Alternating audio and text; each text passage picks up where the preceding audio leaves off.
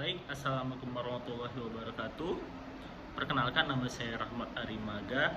NPM saya 1908260054. Baik, di sini saya akan menjelaskan atau mempresentasikan tentang blok hematoimunologi yang berjudul dengan tentang hemofilia.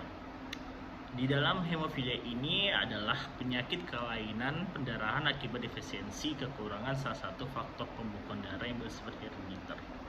Penyakit ini terkait ada beberapa faktor, baik faktor 7, 8, dan 9. Dan untuk hemofilia ini dia sering terjadi pada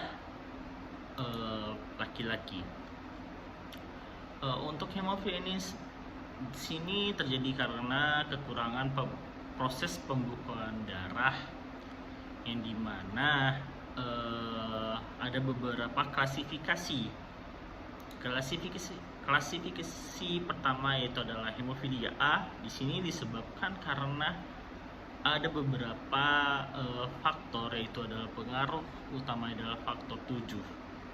Atau bisa juga disebut hemofilia ini ada disebut dengan hemofilia klasik, atau yang disebabkan bekuan dari faktor genetik. Hal ini terjadi dikarenakan baik dengan kehamilan, kanker, penggunaan obat-obat tertentu, dan penyakit seperti lupus. Tipe hemofilia ini juga termasuk adalah penyakit yang berbahaya jika bagi pada penderitanya.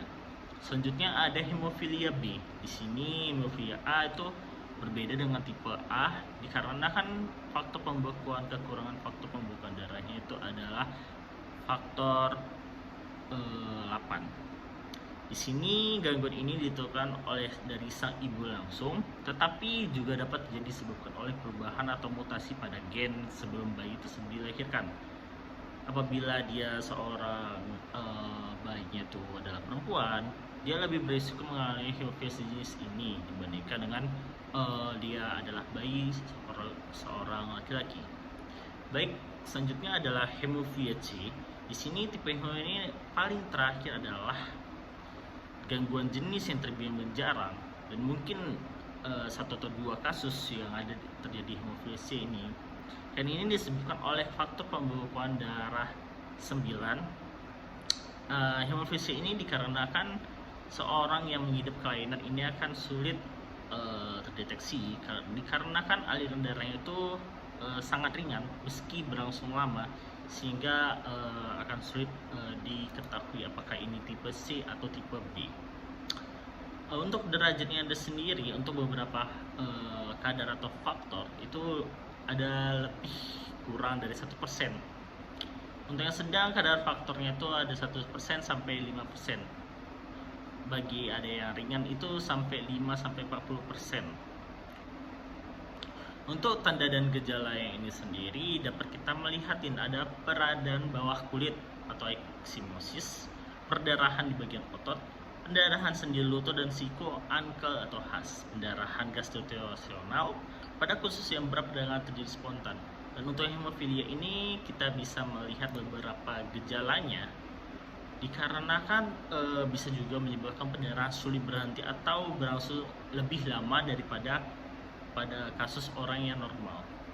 Seperti juga kita ketahui misalnya pada mimisan atau kalau gores itu sulit berhenti, dan tiba-tiba juga mengalami memar pada bagian area-area seperti siku, lutut, dan area-area lainnya.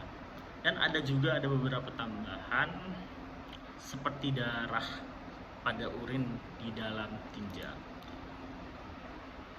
Untuk pemeriksaannya ini kita bisa dengan tes darah. Tes darah ini bertujuan untuk mengetahui jumlah sel dengan secara lengkap.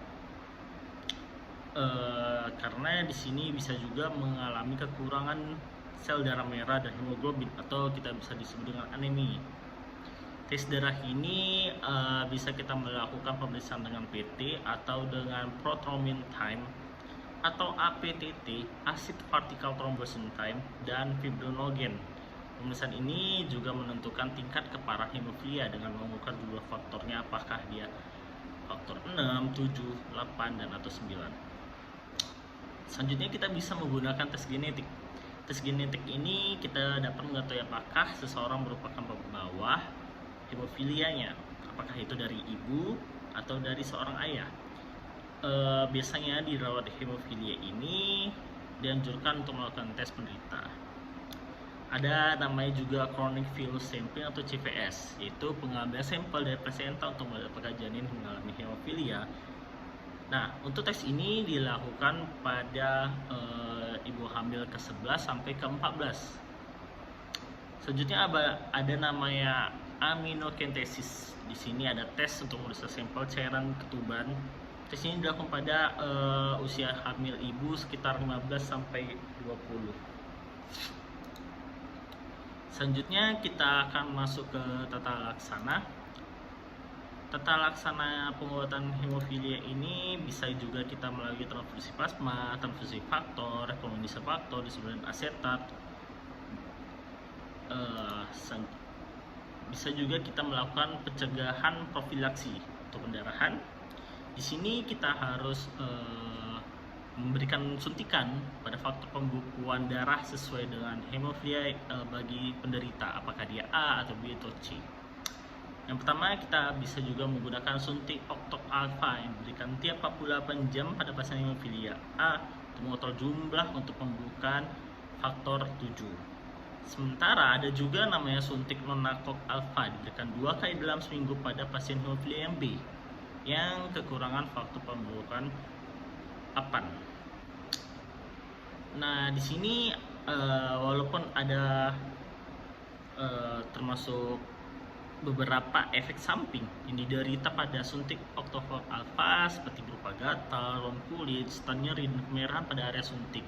Sedangkan untuk suntik anokok alfa juga dapat efek samping seperti mual, pembengkakan pada area yang disuntik, pusing, dan tidak rasa nyaman.